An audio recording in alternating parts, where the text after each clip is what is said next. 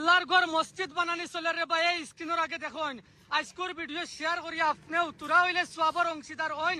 কিয়ামতের দিন আল্লাহ একে সত্যই আপনারা দিবাম।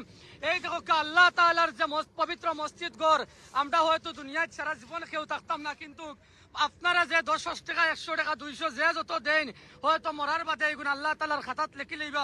যখন আপনার জমি যে যেখান থেকে দেখ রা ইনশাআল্লাহ তাআলা এই মসজিদের মধ্যে সহায় করবো। মানে এখন বর্তমান আমরা বহুত কষ্টতে নামাজ পড়ি আর বক্তব্য করে নামাজ পড়ে পুরো তার পড়ানোর অসুবিধা হয়। এক মসজিদ এখন না তাহার কারণে আর মসজিদ কিতালি ভাঙ্গিছি এখানে না খাইলে মাঝে মাঝে বাঙ্গো খায় না।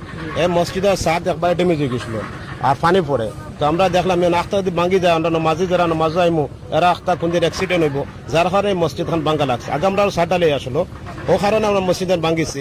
যখন ভাঙ্গিছি এখন আমরা তো আর পারি না, যা তো ইনশাল্লাহ ঘর মধ্যে বহু সহযোগিতা করছে আর তোমার ভিডিওর মাধ্যমে আমরা বহু টাকা পাইছি।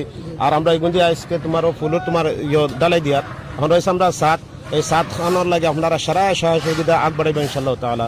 ওখানে আমি আপনার ভাই এই নকল এই মসজিদে আগে একটা ভিডিও বানাইছিলাম প্রায় সব 1,30,000 আইছে, তো মন নিউজ এর ভিডিও থেকে নেনি তোমার নিউজের থেকে। আর বর্তমান আপনারা আবার মানে আহ্বান জানাই আর যে আপনারা যে জনতা কিন ভিডিওটা দেখরা অনুগ্রহ করে আপনারা। জি আসসালামু আলাইকুম ওয়া রাহমাতুল্লাহ। আমি সারা রাইজরে জানাই রোহান আবদার জানাইয়ার যে আগে আমরা ইমরাজুল রে দিয়ে একটা ভিডিও বানাইছি, আপনারা বহুত সহায় করছেন।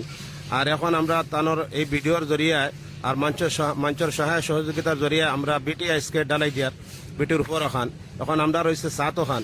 গতিকে আপনারা বেশ করি আমরা এই মসজিদ খানোর মধ্যে সহায় করিয়া আমরা সাতটারে পুরা করবা আর সহায় সুবিধা আগবাড়াইবা আর ভিডিওকে বেশ করে শেয়ার করবা।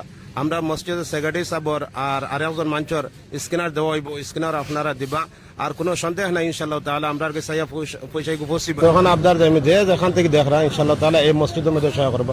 মানে এখন বর্তমান আমরা বহুত কষ্টতে নামাজ পড়ি আর বক্তব্য করে নামাজ পড়ে পুরো তার পড়ানোর অসুবিধা হয়। এক মসজিদ এখন না তাহার কারণে